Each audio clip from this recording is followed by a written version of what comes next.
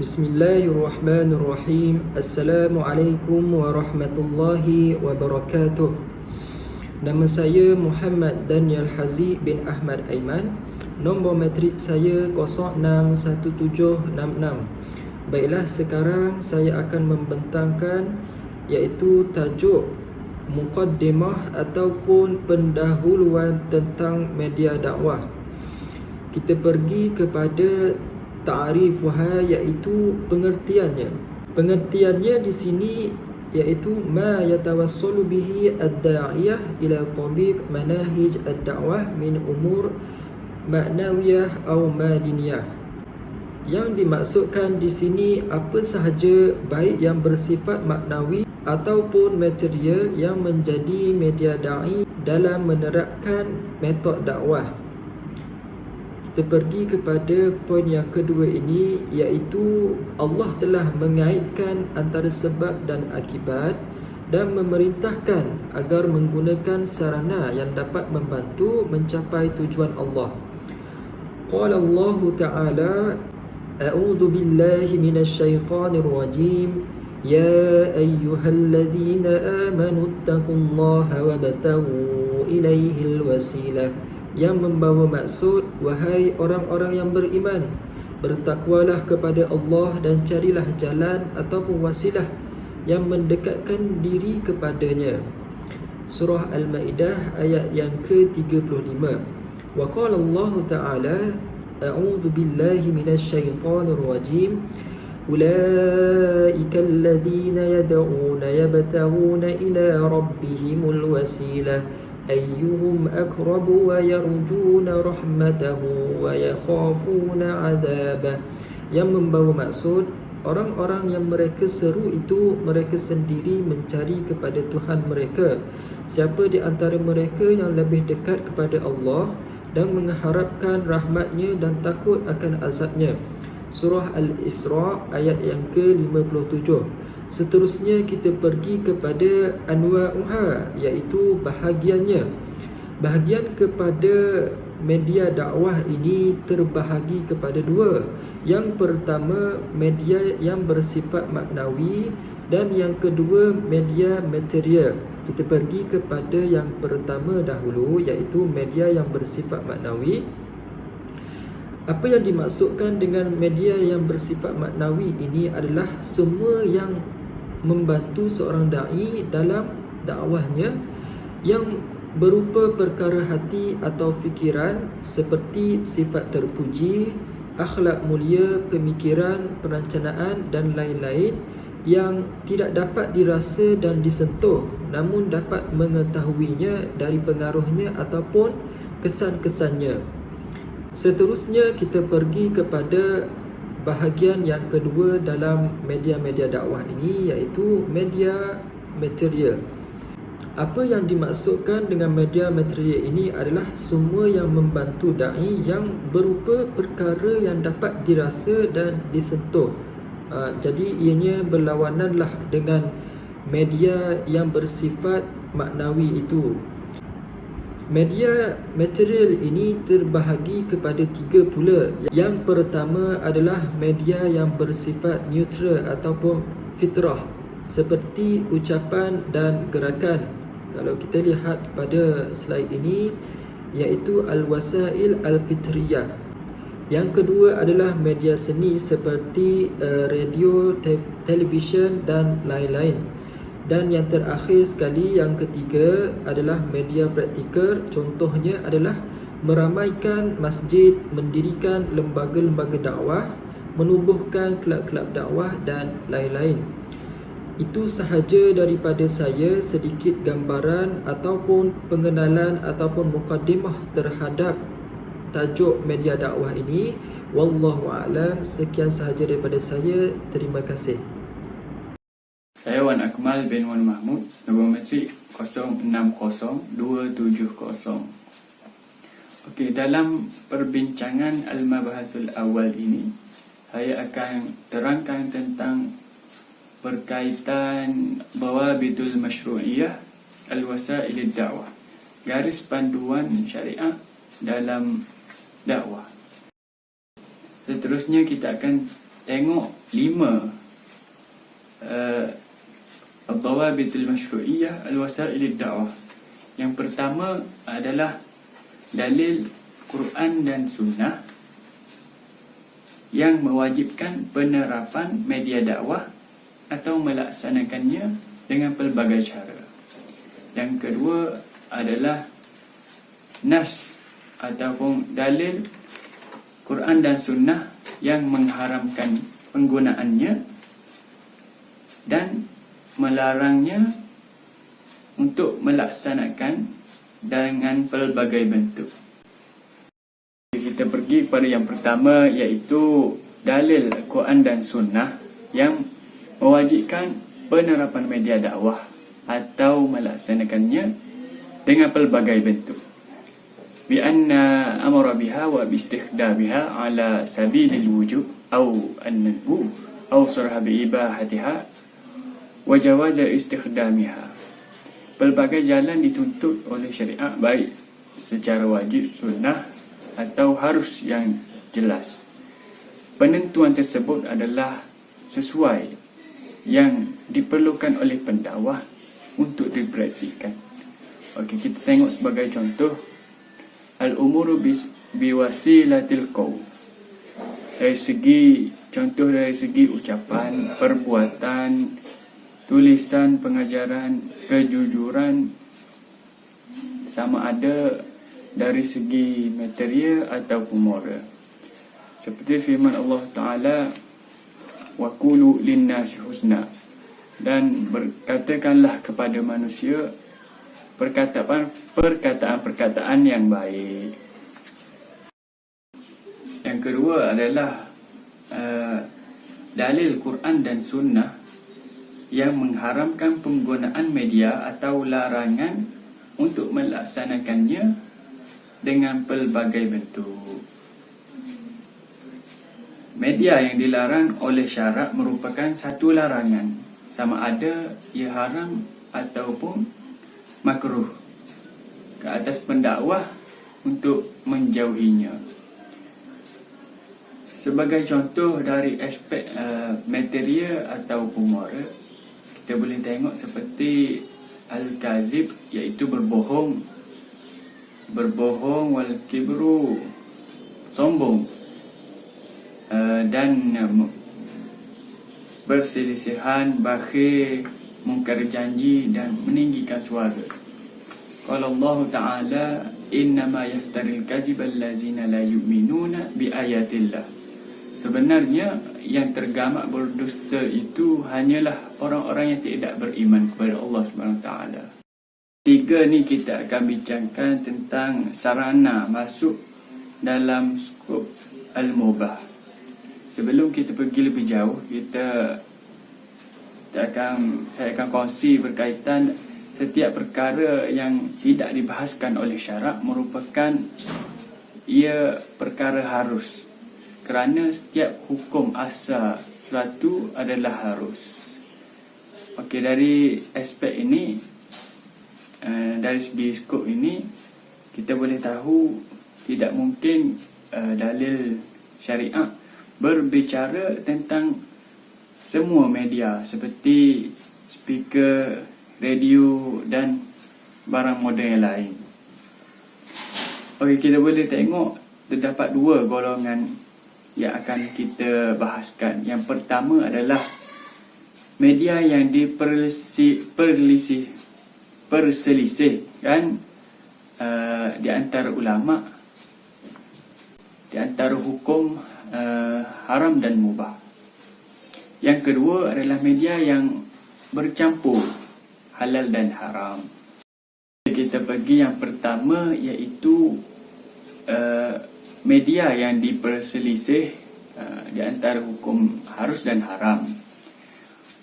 Hunakal wasail ikhtilaf al-ulama fi hukmiha baina muharram dan mubih li sababin min asbab al-khilaf atau aksar. Hukum yang diperselisih kerana satu sebab perbezaan ataupun lebih. Ada yang menyingkapi sebagai sesuatu yang haram supaya kita ni lebih berhati-hati. Dan ada juga yang memudah-mudahkan seakan perkara tersebut jelas dah halal. Sebagai contoh, hukum filem. Okey, dawabidul wasail mukhtalif fi hukmiha arba'ah umur. Kita akan bahaskan, saya akan listkan 4 norma media dakwah yang diperselisihkan. Yang pertama, at-takhis tawsi'u fi istikhdamiha haitsu darurat wal hajat al-malhah wal masalihud da'wiyah al-ammah, iaitu diringankan atau dipermudahkan kerana darurat atau keperluan yang mendesak.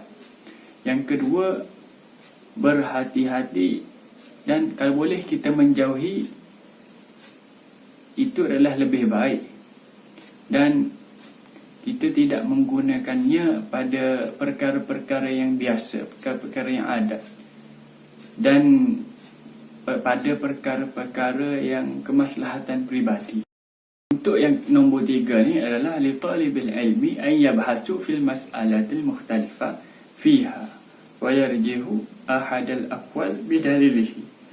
Okay, sebagai seorang penuntut ilmu, kita hendaklah mengkaji masalah yang diperselisih dan membenarkan satu pendapat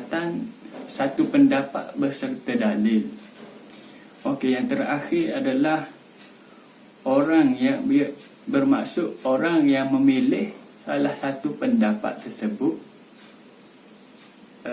sebagai contoh keharaman atau harus, tidak bererti dia mengingkari pendapat atau perbuatan orang yang berbeza dengannya.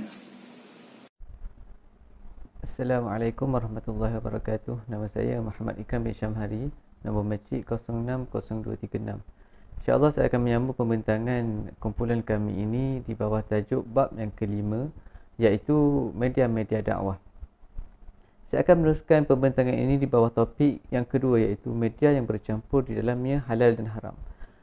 Penulis kitab telah menemukan media dakwah di masa kita ini seperti halnya ditemukan di setiap masa, yang mana halal dan haram telah bercampur di dalam media tersebut sebagai akibat daripada kelengahan umat Islam dan lemahnya komitmen mereka terhadap agama, yang mana hal ini membuat para da'i bingung dalam menyikapinya. Mereka merasa memerlukan media ini, sementara di sisi lain mereka juga melarangnya disebabkan hal-hal haram yang terdapat pada media tersebut. Sikap para da'i dan ulama ini baik pada zaman dahulu ataupun pada zaman sekarang pun ada perbezaan. Ada yang dengan tegas, dengan syarif menjauhinya sebagaimana menjauhi perkara haram, dan ada juga yang menggunakannya dan berkecimpung di dalamnya dengan lebih menitik beratkan satu sisi daripada sisi yang lain. Di antara contoh media yang jelas yang dapat kita lihat pada zaman kita adalah contohnya radio dan televisyen. Media-media ini di satu sisi memiliki kelebihan dan sisi lain memiliki keburukan. Di dalamnya juga ada banyak hal-hal, contohnya hal yang haram dan juga hal yang halal bercampur menjadi satu. Ia juga telah banyak beredar dalam kehidupan manusia dan sedikit umat Islam yang mampu untuk mengelak daripadanya.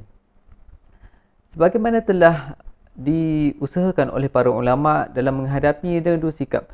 Yang pertama adalah menjauhi media tersebut dan menggunakannya.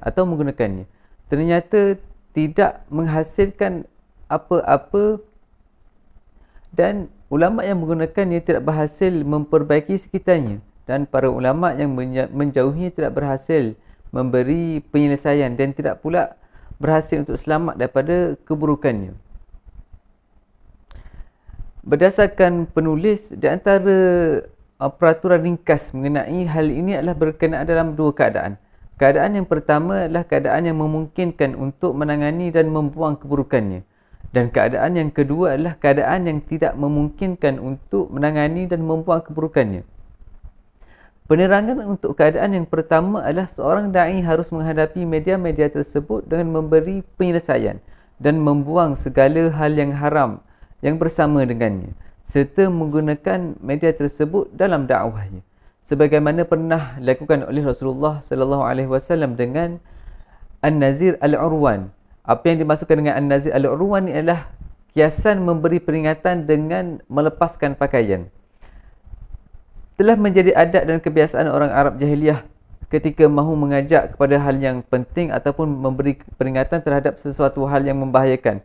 Mereka akan melakukan hal-hal seperti yang pertama adalah mereka akan naik ke tempat yang tinggi, contohnya gunung ataupun tempat mana pun yang berkedudukan tinggi. Dan yang kedua adalah mereka akan berteriak dengan suara yang lantang. Contohnya adalah wa asbahah ataupun kalimat seruan yang lain. Dan yang ketiga adalah melepaskan baju mereka agar orang yang diperingatkan ikut merasakan hal yang penting yang mereka umumkan. Seakan-akan contohnya musuh telah menelanjangi pakaian mereka sehingga orang-orang bergegas datang. Rasulullah pun tidak meninggalkan media yang ada telanjang yang ini, tapi Rasulullah melakukannya. Bahkan beliau bersabda, akulah pemberi peringatan dan yang melepas baju ketika memberi kabar tentang keadaan genting. Dan untuk penerangan berkenaan dengan keadaan yang kedua adalah seorang da'i harus melakukan salah satu daripada dua sikap. Yang pertama adalah menjauhi tetapi dengan peraturan-peraturan tertentu. Yang kedua adalah ikut serta di dalamnya dengan peraturan-peraturan tertentu. Di antara norma-norma ataupun peraturan menghindari media tersebut, yang pertama adalah dilakukan dengan berjemaah. Sekiranya sebahagian besar ulama dan da'i bersepakat sehingga mereka tiada perselisihan di antara mereka. Supaya semua orang tahu yang ulama dan para da'i telah meninggalkan media ini sehingga orang lain pun akan ikut bersama dengan mereka. Dan yang kedua adalah dilakukan secara sempurna, baik secara teori ataupun praktikal, sehingga tidak ada yang ikut serta di dalamnya dan tidak pula yang membawanya ke rumah umat Islam. Dan media ini dijauhi secara sempurna. Di satu sisi berdasarkan hukum yang telah ditetapkan dan di sisi lain agar selamat daripada keburukannya. Dan yang ketiga adalah berusaha untuk menemukan pengganti yang lebih baik dari media ini serta memalingkan orang-orang dari sisi baik yang ada di media ini dan membayangi mereka tentang sisi buruk yang ada di dalamnya. Dan begitu pula media-media lain menurut pandangan ulama dan da'i. Di antara peraturan-peraturan menggunakan media tersebut, yang pertama adalah dilakukan secara berjemaah. Sekiranya yang berani menggunakannya adalah sebahagian besar ulama da'i sehingga mereka tidak berselisih. Hal ini kerana sisi baik dari media ini lebih banyak daripada sisi buruknya. Dan yang kedua adalah tidak menggunakannya di bahagian yang haram. Contohnya kegiatan-kegiatan yang mengajak kepada kerosakan, iaitu muzik ataupun nyanyian yang haram. Dan yang ketiga adalah menggunakan media ini dengan minimum, iaitu hanya untuk menutup keperluan, baik bentuk maupun isinya. Yang keempat adalah memilih waktu yang tepat untuk menggunakannya dan bijak dalam permulaan sampai akhirnya, sehingga tidak dimulai atau diakhiri dengan hal yang haram maupun batil. Dan yang kelima adalah berusaha untuk memperbaiki dan menghilangkan keburukannya secara terus-menerus. Hal ini dapat dilakukan dengan kerjasama yang tepat dan giat dari para da'i dan para pendakwah, dan mereka mengingatkan pentingnya hal ini serta tidak boleh putus asa dan hanya diam. Dan yang keenam adalah berusaha untuk menemukan pengganti yang tepat yang tidak bercampur dengan hal yang haram. Dari satu sisi mampu untuk menggantikan media tersebut dan sisi lain tidak bercampur dengan hal yang haram. Dan begitu pula peraturan-peraturan lain menurut pandangan da'i yang mengamalkannya. Bagi penerangan yang seterusnya adalah berkenaan dengan keluarnya media dari kawasan harus kerana menjadi syiar bagi orang kafir. Rasulullah telah melarang untuk kita menyerupai orang kafir dan memerintahkan agar kita berbeza dengan mereka, terlebih untuk hal yang menjadi syiar sekaligus menjadi pengenal bagi mereka. Dalam beberapa hadis Nabi SAW bersabda, hadis yang pertama adalah barang siapa yang menyerupai suatu kaum maka dia termasuk bahagian dari kaum itu. Dan yang kedua, Rasulullah bersabda, bukan termasuk golongan kami siapa saja yang menyerupai selain daripada kami. Dan yang ketiga, hadis tampil berbezalah kalian dengan orang musyrik. Peliharalah janggut dan cukurlah misai. Seorang da'i harus menjauhi media apa pun yang menjadi syiar bagi orang kafir, bagaimanapun jenisnya. Sebagaimana yang dilakukan oleh Rasulullah ketika ditawarkan media untuk menirukan orang untuk salat. Dalam hadis yang diriwayatkan oleh Ibnu Umar, ia berkata, ketika umat Islam sampai ke Madinah, mereka berkumpul menunggu waktu salat. dan tidak ada seorang pun yang menyeru untuk dilaksanakan solat. Mereka memperbincangkan tentang bagaimana cara memberi isyarat untuk dilaksanakan solat. Di antara mereka ada yang mencadangkan pergunakanlah loceng sebagaimana yang digunakan oleh orang Nasrani. Ada juga yang berpendapat gunakanlah trompet yang terbuat daripada tanduk sebagaimana yang digunakan oleh orang-orang Yahudi. Umar radhiyallahu anhu berkata, "Mengapa kalian tidak mengutus orang agar menyeru untuk solat?" Rasulullah pun bersabda, "Wahai Bilal, berdirilah dan seru orang-orang untuk solat." Jadi, berdasarkan hadis ini, penulis menetapkan bahawa di antara peraturan penerapan media dakwah adalah tidak menggunakan sesuatu yang sudah menjadi syiar bagi orang kafir. Penulis menggambarkan peraturan ini dengan kalimat mengeluarkan media dari menjadi syiar bagi orang kafir. Supaya tercapai maksud perkataan bolehnya menggunakan media yang nundu menjadi syiar bagi orang kafir. Kemudian mengeluarkan dari sifat ini kerana sudah tidak menjadi syiar bagi mereka lagi sebagaimana yang dijelaskan oleh sejumlah ulama dari beberapa negara. Seterusnya adalah perbincangan berkenaan dengan keringanan bolehnya menggunakan beberapa media terlarang dalam beberapa keadaan. Islam adalah agama yang mudah yang mana ia dapat dipraktikkan di mana sahaja pun, dan Islam dikenal dengan adanya rukhsah untuk menggunakan hal yang dilarang untuk menghindari kesukaran dan untuk memenuhi keperluan darurat yang mendesak.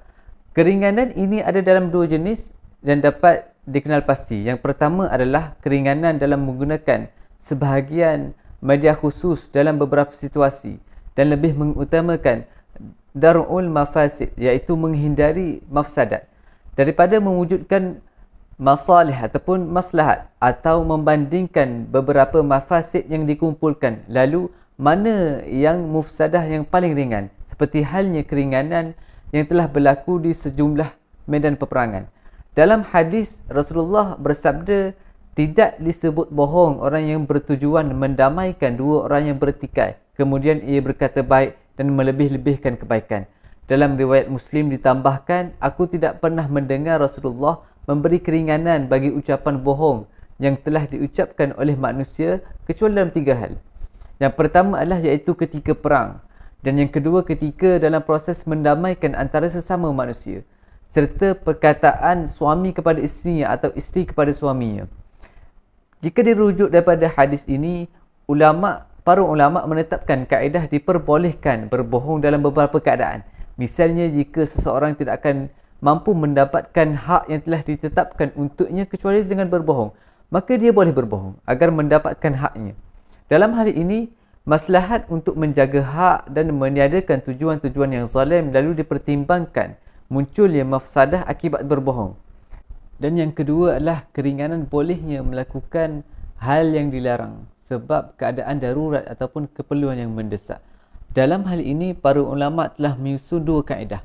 Kaedah yang pertama adalah kaedah darurat yang menghalalkan perkara yang dilarang, iaitu ad-darurat tubihu al-mahzurat. Dan yang kedua adalah kebolehan kerana darurat sesuai dengan kadar darurat itu, iaitu ad-darurat yuqaddaru biqadriha. Dalil berkenaan dengan hal ini adalah diambil daripada surah Al-An'am ayat yang ke-119.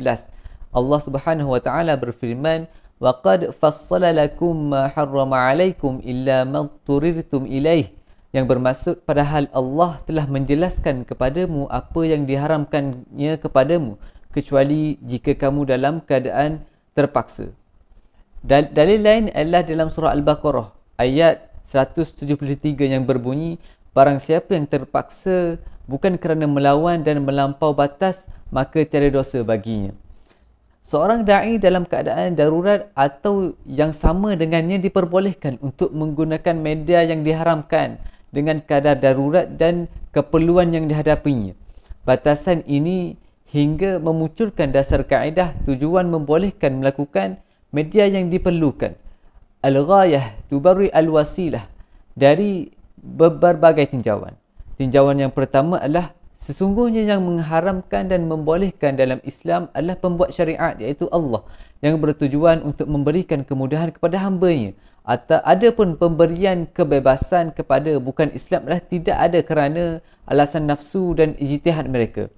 Dan yang kedua adalah tujuan diperbolehkannya sesuatu yang asal adalah dilarang dalam pandangan syar'i.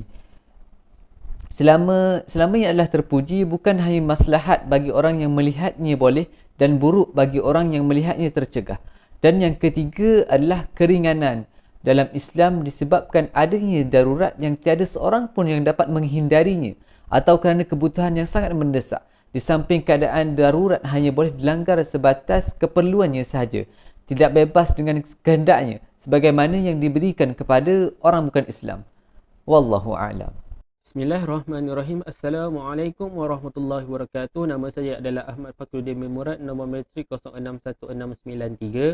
Jadi hari ini saya akan membentangkan berkenaan dengan Al-Mabahus Tsani, iaitu norma-norma ataupun sarana tentang moral, cara moral. Okey.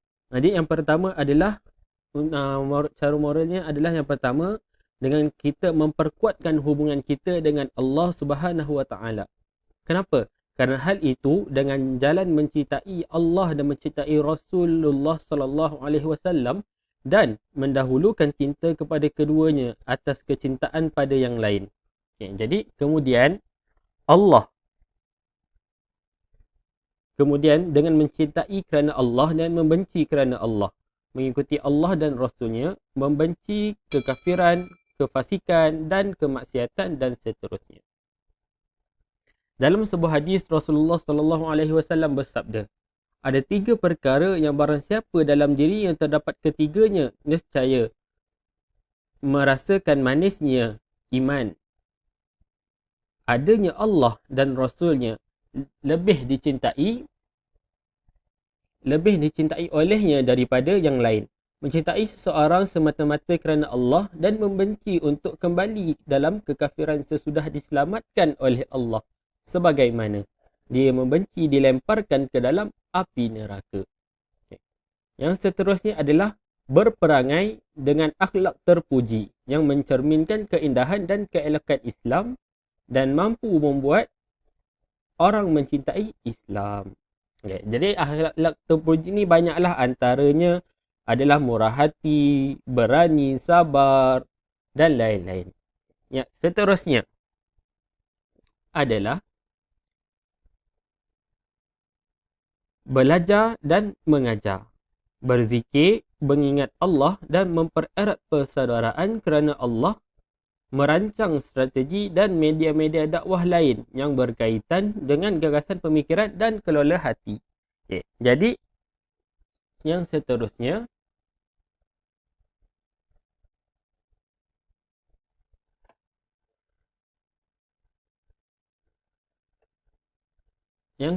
adalah wasilatus sab. Apa maksud sabar?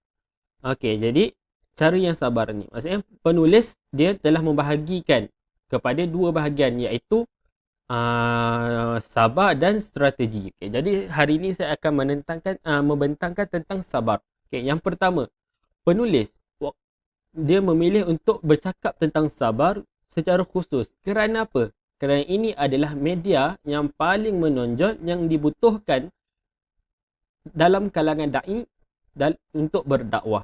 Kerana sabar dapat dikatakan sebagai cara terhebat dan terpenting yang mengantarkan kepada kejayaan.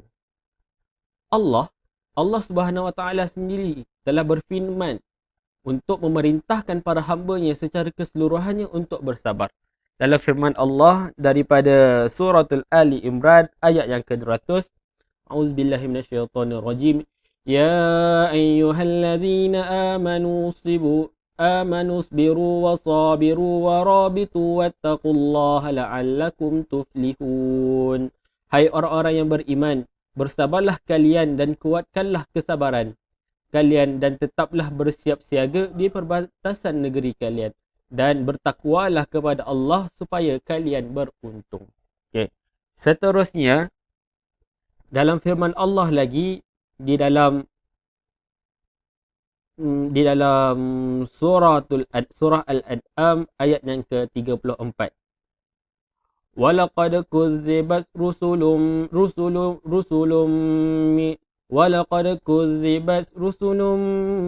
min qablika fasabaru ala ma kudzibu.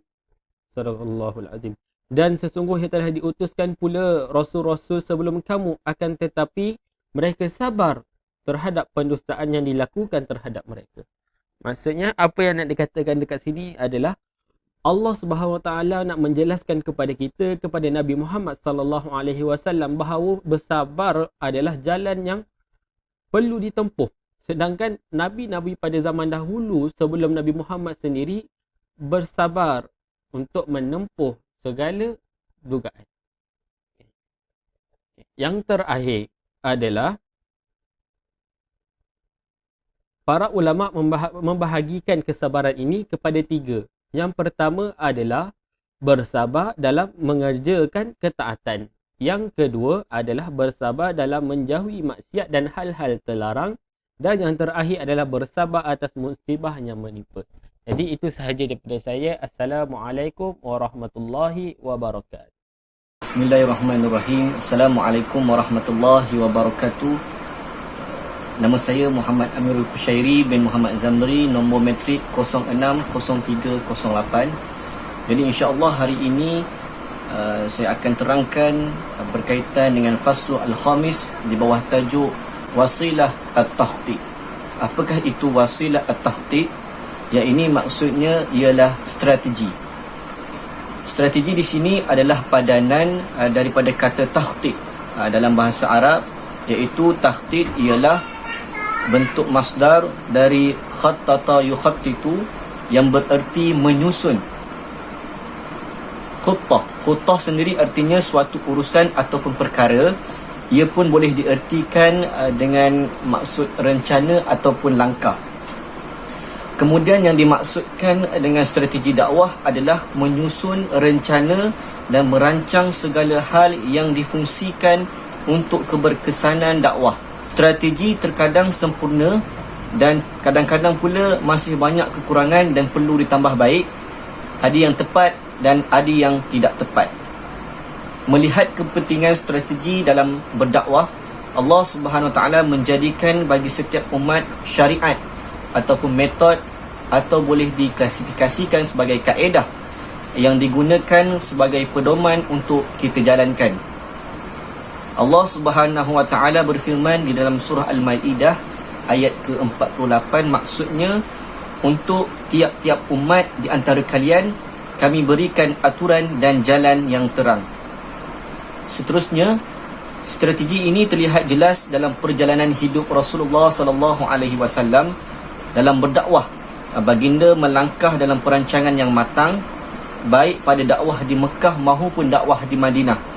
Untuk setiap masa baginda menyusun strategi yang sesuai dengan kondisi lapangan dan memperhatikan keadaan psikologi dari sasaran dakwah, menyeimbangkan antara kemampuan dan kewajipan serta melihat kemaslahatan dakwah dalam jangka masa pendek dan juga jangka masa yang panjang. Rasulullah sallallahu alaihi wasallam juga menerapkan setiap strategi selangkah demi selangkah. Baginda tidak terburu-buru dan berlepas dari kepentingan peribadi dan kuasa emosi.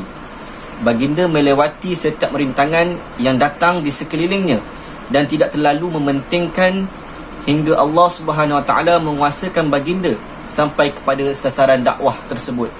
Dengan itu baginda Nabi SAW menegakkan hukum Allah di atas muka bumi ini dan orang-orang memeluk Islam secara berbondong-bondong, iaitu secara beramai-ramai. Baginda berhasil mematahkan rencana jahat dari pihak-pihak musuh dan mengecewakan tipu muslihat mereka. Di samping itu, baginda juga mengarahkan para sahabat agar sentiasa mengikuti strategi yang telah dirancang dan setia berada di jalan Islam. Namun banyak terjadi kesalahan dalam dakwah dan sering dialami dalam kehidupan para da'i hari ini. Hal ini antara melahirkan adanya keperluan yang mendesak untuk memperingatkan akan pentingnya media strategi dan aturan-aturan dakwah itu sendiri. Seterusnya, aturan-aturan media strategi dakwah. Media strategi dakwah penting dengan tujuan agar strategi dakwah itu dijalankan sesuai dengan fungsinya. Masing-masing akan mahu tidak mahu beberapa aturan dan kaedah berikut perlu mendapatkan perhatian segenap pihak, terutamanya para da'i dalam menyebarkan dakwah. Yang pertama, aturan media strategi dakwah ialah strategi ini harus disusun oleh orang-orang yang benar dan menguasainya, yakni pakar dalam ilmu pengetahuan dan kemampuan lapangan dalam pelbagai aspek kehidupan. Yang kedua, strategi perencanaan harus bersifat jamaah, yakni berkumpulan. Sebahagian besar da'i dari kalangan ulama' dan pemikir yang ahli dalam berbagai aspek dakwah berkumpul dan membentuk sebuah kumpulan. Mereka ditugaskan untuk menunaikan tugas ini, di mana mereka akan menyumbangkan gagasan ataupun idea dan memberikan penyusunan strategi dakwah yang sebetulnya dan berkesan. Seterusnya, yang ketiga ialah strategi dakwah harus rasional dan logistik. Jangan sampai perancangan dakwah bersifat emosi. Jangka panjang dakwah harus menjadi pertimbangan, tidak boleh tergesa-gesa dan terlalu egoistik, iaitu mementingkan diri sendiri. Yang keempat, strategi dakwah harus seimbang, yang akan menciptakan keserasian antara kewajipan yang harus dilakukan dan kemampuan yang dimiliki. Tidak akan terjalin perpaduan yang baik jika melalaikan kemampuan. Yang seterusnya, yang terakhir, iaitu yang kelima, strategi dakwah harus berlandaskan hukum-hukum syariat. Tidak boleh ada strategi yang menyalahi hukum syariat. Strategi dakwah juga harus dinukilkan daripada manhaj Al-Quran dan As-Sunnah, kerana Al-Quran dan Sunnah sentiasa memberikan petunjuk pada jalan yang lebih lurus. Sekian sahaja daripada saya berkaitan dengan wasilah at-tahqiq, iaitu strategi dakwah. Okay, bismillahirrahmanirrahim. Assalamualaikum warahmatullahi wabarakatuh. Seterusnya kita sambung kepada faslul khamsah, iaitu cara-cara berdakwah, al-wasilah al-dakwah. Okey, kita pergi kepada perbahasan yang ketiga, iaitu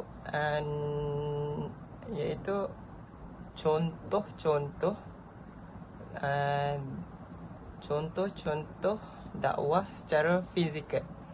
Okey, yang pertama adalah wasilah al-qaul. Wasilah al-qaul. Al-qaul iaitu pepatah. Pepatah bermaksud setiap perkataan yang dapat difahami yang diucapkan oleh lidah dan ia dipadankan dengan diam dan diam. Seterusnya, kepentingan al-qaul. Ahamiyah. Yang pertama, min haisu innaha al-wasilah fitriyah mutawaffirah lidal jami' an-nas ila min syaz minhum bisababi hars aw nahuh. Okey. Iaitu maksud dari segi ia adalah cara semula jadi yang tersedia untuk semua orang kecuali mereka yang terpesong daripadanya kerana kebisuan atau seumpamanya. Maksudnya, bila kita berdakwah melalui perkataan, kita kena bersedia untuk bercakap. Maksudnya, kena ada ilmu untuk cakap berhadapan dengannya. Okay, yang kedua, ihtamu al-Quran al-Karim biha, iaitu kepentingan Al-Quran terhadapnya. Sebagaimana perkataan kul, katakanlah, disebutkan dalam Al-Quran dari 300 ayat dan derivatif dan terjemahannya datang dalam Al-Quran dalam lebih dari 2000 ayat. Dan maksudnya dekat dalam Al-Quran banyak yang mengatakan banyak perkataan kul. Ini kata-kata daripada para nabi, kata-kata daripada Allah, banyak.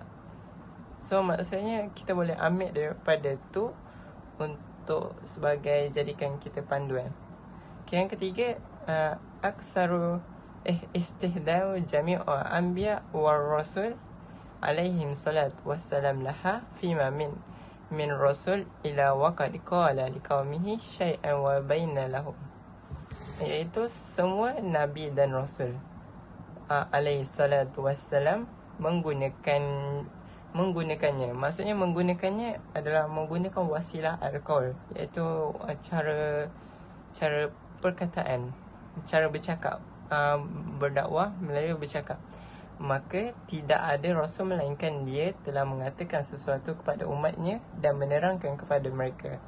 So maksudnya para rasul dan nabi semua antara salah satu cara dakwah nabi-nabi terdahulu, mereka menggunakan dengan perkataan ataupun bercakap dengan untuk menyampaikan segala dakwah-dakwah yang diberi oleh, yang diajarkan oleh Allah untuk beritahu kepada umatnya. Yang terakhir kepentingannya adalah banyak daripada ucapan beliau sallallahu alaihi wasallam, iaitu Nabi Muhammad, yang terhimpun dalam kitab-kitab sunnah dan mewakili sunnah dalam ucapan yang mulia. So kita boleh ambil daripada situ untuk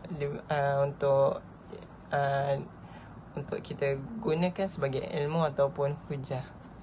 Seterusnya minad dawabit al-qaul, iaitu yang pertama an yakunu qaul masyru'an sadiqan, iaitu bahawa pepatah itu sah dan benar. Dan yang kedua, pepatah itu elok untuk digunakan ataupun baik untuk digunakan. Yang ketiga, perkataan itu sempadan dengan perbuatan dan tidak bertentangan dengannya.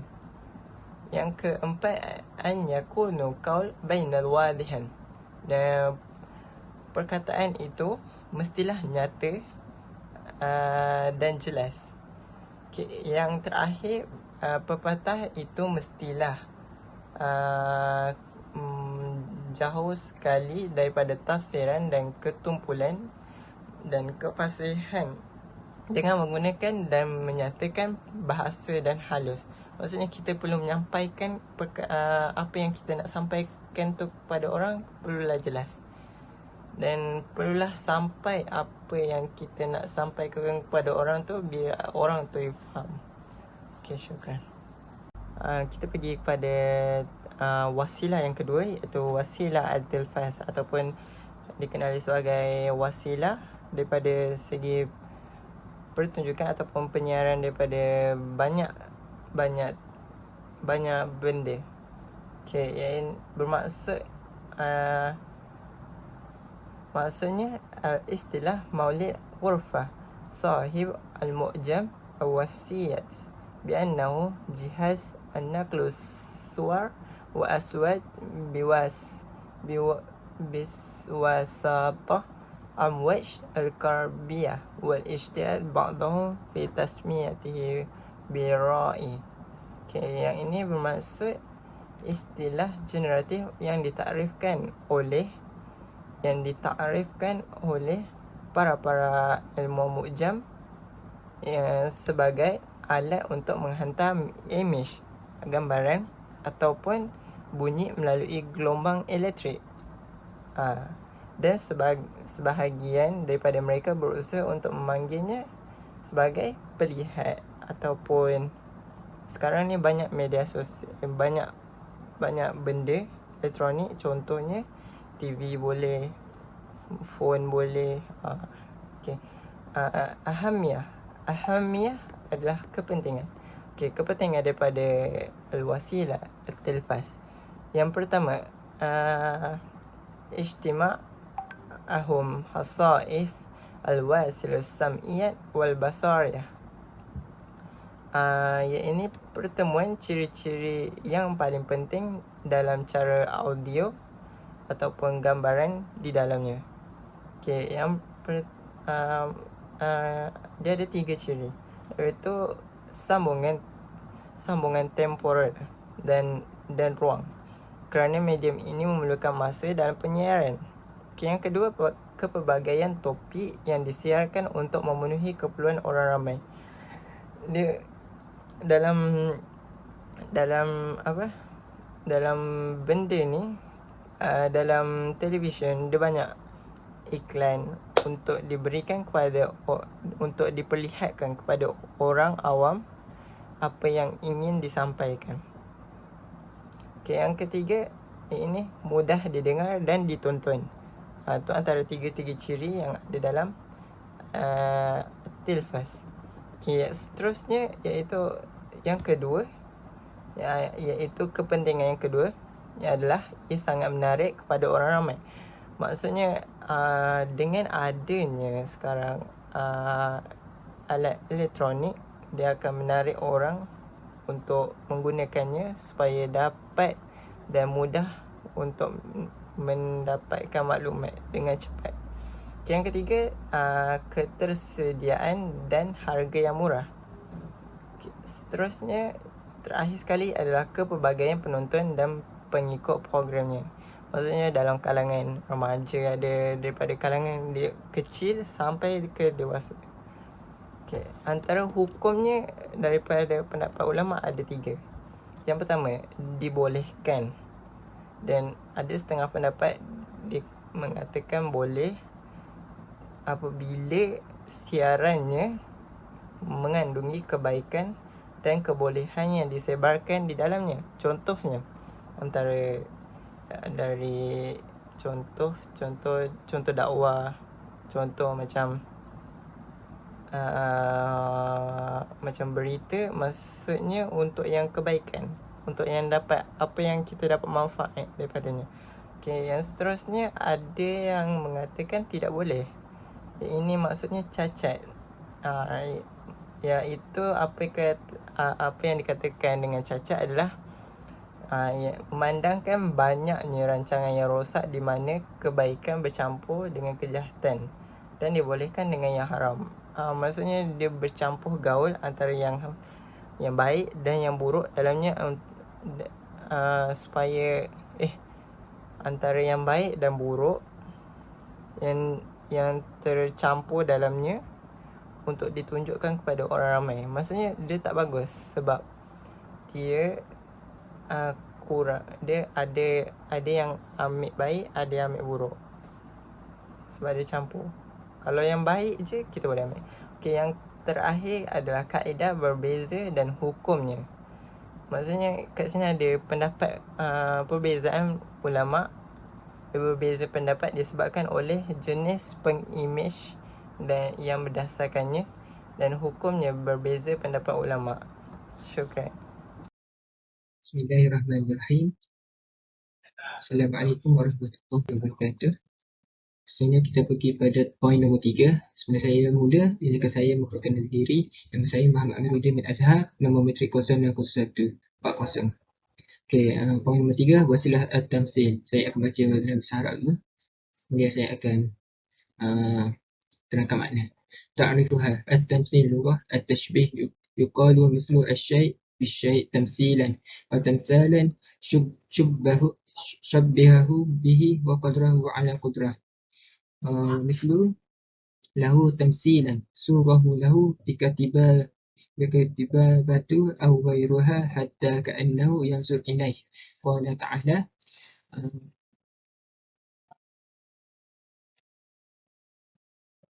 wa tamassala laha basharan sawiyya. Surah Maryam ayat 17.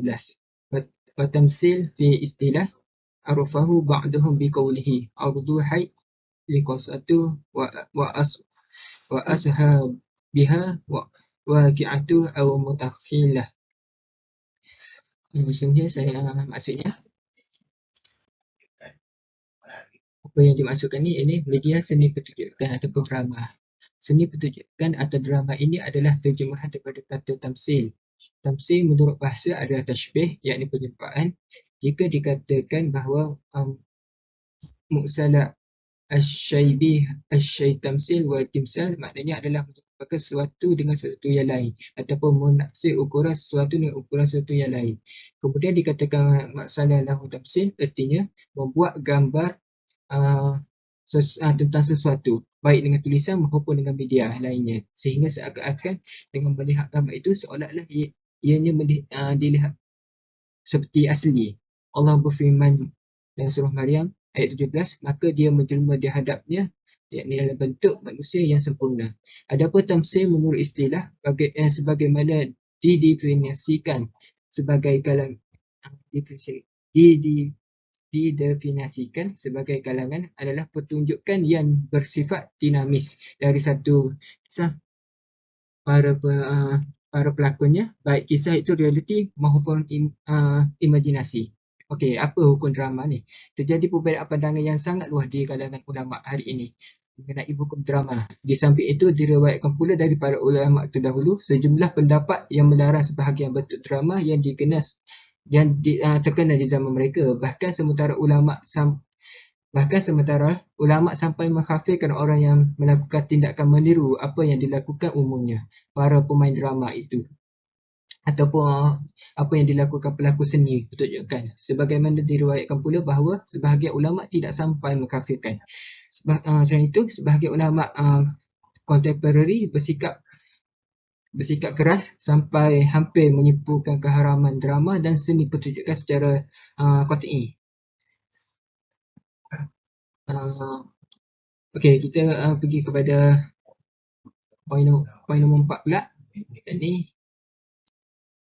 wasilah iqamah al-jum'at wa munzimat ad-da'wiyat.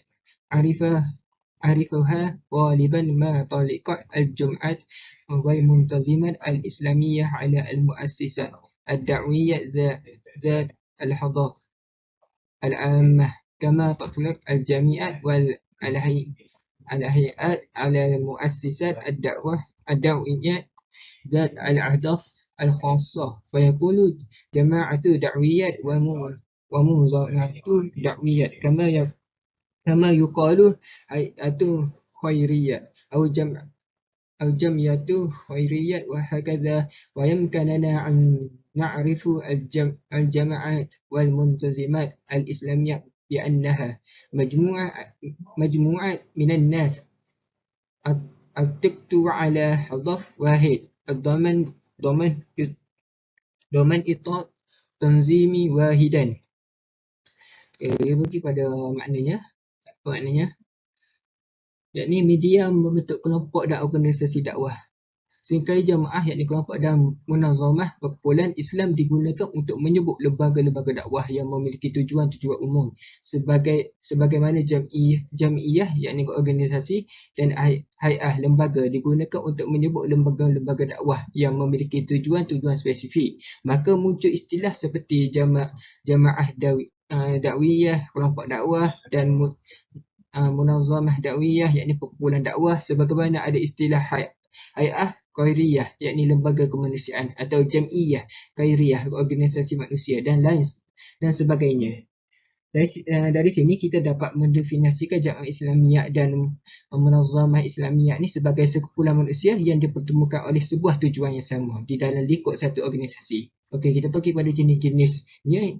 Kita dapat mengklasifikasikan jamaah Islamiyah ni dan munazamah Islamiyah ni menjadi dua jenis asasi berikut. Yakni yang pertama perkumpulan-perkumpulan rasmi, yang kedua perkumpulan-perkumpulan kemasyarakatan.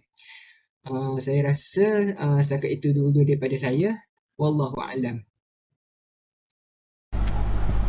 Assalamualaikum warahmatullahi wabarakatuh. Baiklah, mabahas ar-rabi' iaitu al-khasa'is al-'amah lil wasail ad-da'wiyah. Bahas yang keempat ini membicarakan tentang khasa'is ataupun ciri-ciri umum bagi media dakwah. Baik, terdapat beberapa ciri untuk media dakwah itu sendiri. Yang pertama ialah khasisah asy-syar'iyyah.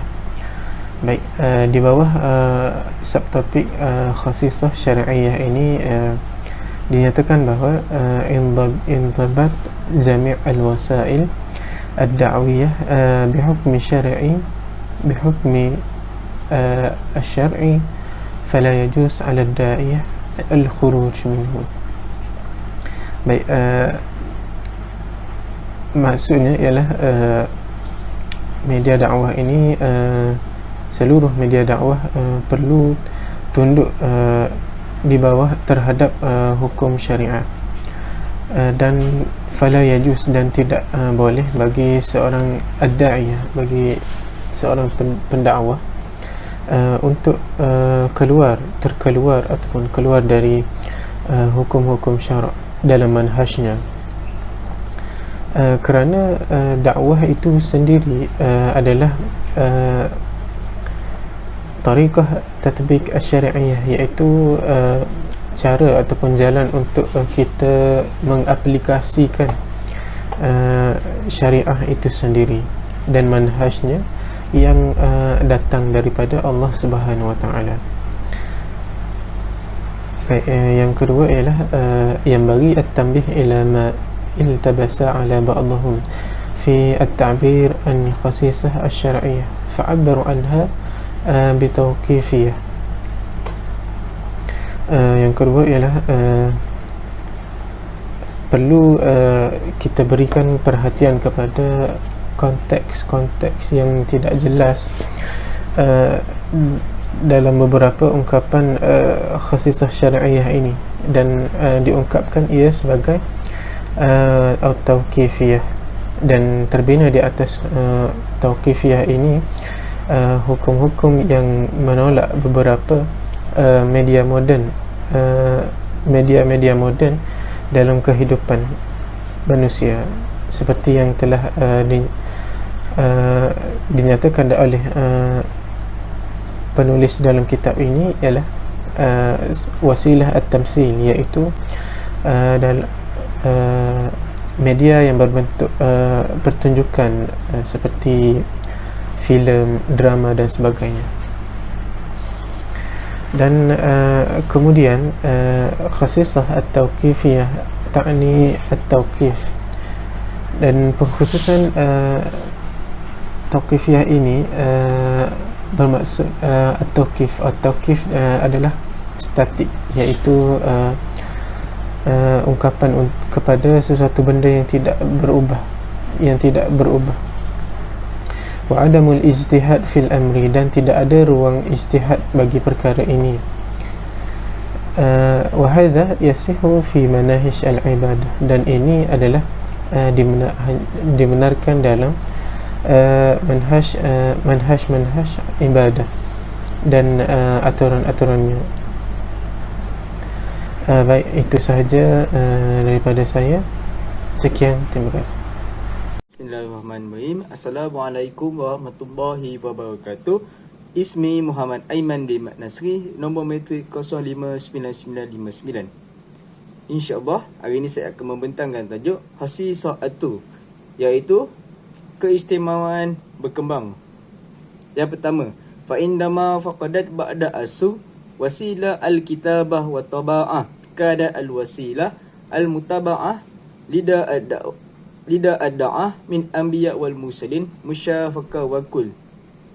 Okey, penerangannya, sebelum era belum mengenal, masa tu media tulisan dan cetak tiada lagi, maka satu-satunya media yang para pendakwa menggunakan iaitu musyafakah, dengan cara bercakap. Mereka menyampaikan dakwah dengan cara musyafakah, iaitu bercakap.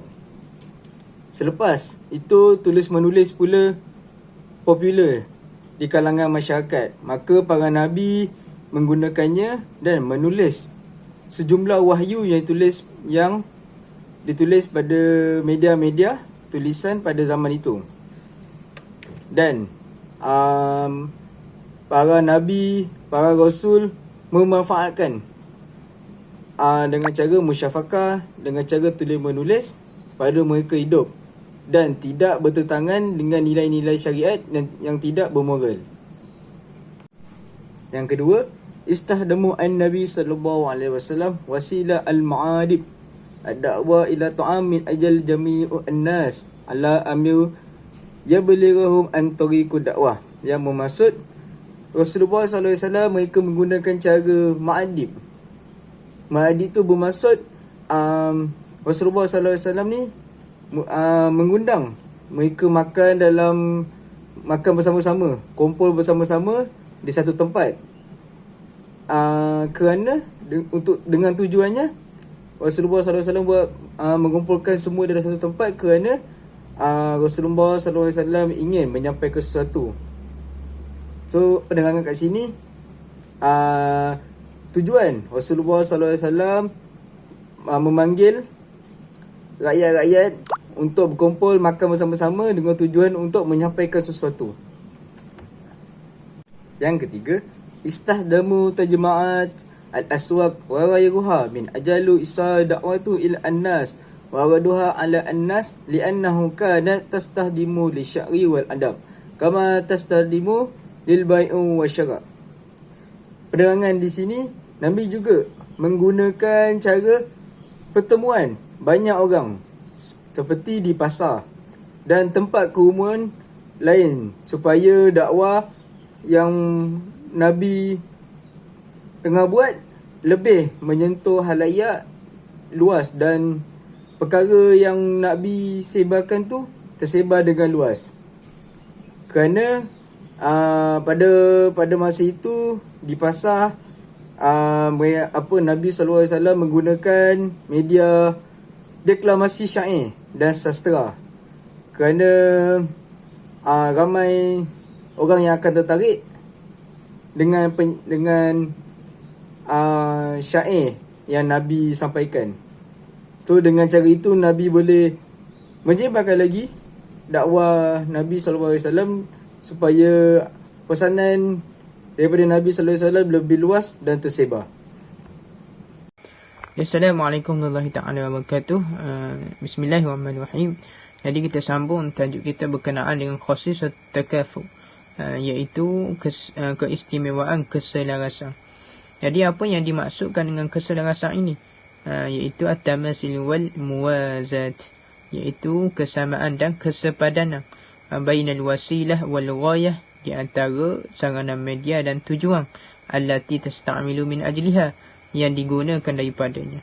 Maka fal wasilah ini al-qasirah min anil ghayah wad da'ifah, maka sarana media yang tidak selaras dengan tujuan dan kurang baik, lemah la yumkinu an tuwasilu ila al-ghayah, maka tidak mungkin akan sampai kepada tujuan dalam waktu yang ditetapkan, dalam waktu yang tepat, wala bil kaifiyatil matlubah, dan tidak mungkin akan sampai dengan cara yang dirancangkan. Jadi umat Islam ini, para dai ini perlu membuat persiapan yang mantap dan teguh dalam menghadapi musuh, sama ada dalam bentuk fizikal dan juga mental. Kerana apabila para dai ini tidak memiliki persediaan sedemikian, maka kemungkinan akan kalah dalam medan peperangan, dalam menghadapi musuh. Jadi tidak hanyalah juga, maksudnya tidak memadai para dai ini menyediakan persiapan, bahkan turut juga perlu kepada upaya dan usaha yang gigih. Usaha dan upaya yang gigih menjadikan kita ni kuat dan dilihat oleh musuh, dan menjadikan musuh dalam ketakutan. Maka insya-Allah kita ni akan menang dalam medan peperangan. Jadi dalam firman Allah Ta'ala menyebut, a'udzubillahi minasyaitonir rajim, wa'iddu lahum mastata'tum min quwwatin wa min ribatil khail tuhibuna bihi adullahi wa aduwakum wa akharina min dunihim la ta'lamunahumullahu ya'lamuhum wa ma tunfiqu min shay'in fi sabilillahi wa fa ilaykum wa antum la tuzlamun. Yang mana maksudnya, dan siapkanlah untuk menghadapi mereka kekuatan apa saja yang kamu sanggupi dari kuda-kuda yang ditambak untuk berperang, iaitu yang dengan persiapan itu kamu menggentarkan musuh Allah dan musuhmu dan orang-orang selain mereka yang kamu tidak mengetahuinya, sedangkan Allah mengetahuinya. Apa sahaja yang kamu nafkahkan pada jalan Allah, nescaya akan dibalasi dengan cukup kepadamu, dan kamu tidak akan dianiaya, tidak akan dirugikan. Ini Allah Ta'ala berfirman dalam surah Al-Anfal ayat 60. Jadi para da'i ini, kita perlu ingatlah bahawasanya kita ni memikul kewajipan yang sangat besar. Wajib kabir fi hadzal majal, dalam bidang ini, dalam bidang dakwah ini. Wa huwa sahlu ala man yasiruhu Allah. Maka dan mereka ini, para da'i ini yang dimudahkan dalam bidang ni adalah ditolong oleh Allah Ta'ala. Allah Ta'ala tolong dia dalam bidang ini. Idza fahum, apabila mereka ni memahami hazihil khasisah, berkenaan dengan keistimewaan, kesepaduan dalam bidang ini sama-sama, wa wada'alaha khattuha wa tawakkal 'ala Allah, dan mengatur strategi yang tepat, wa tawakkal 'ala Allah, dan sentiasa bertawakal kepada Allah Ta'ala, tidak terhenti. Jadi mudah-mudahan tugas para da'i ini dalam bidang dakwah ini dipikul bersama individu maupun jamaah, kelompok, dan diharapkan kama yatawazzu 'ala al-syu'ubul muslimah, iaitu diharapkan oleh setiap bangsa dan masyarakat serta negara-negara Islam turut mengambil peranan dalam mengembangkan tugas-tugas dakwah ini, supaya masyarakat ini memahami berkenaan dengan Islam. Wallahu a'lam. Sekadar ini sajalah daripada saya. Assalamualaikum warahmatullahi wabarakatuh.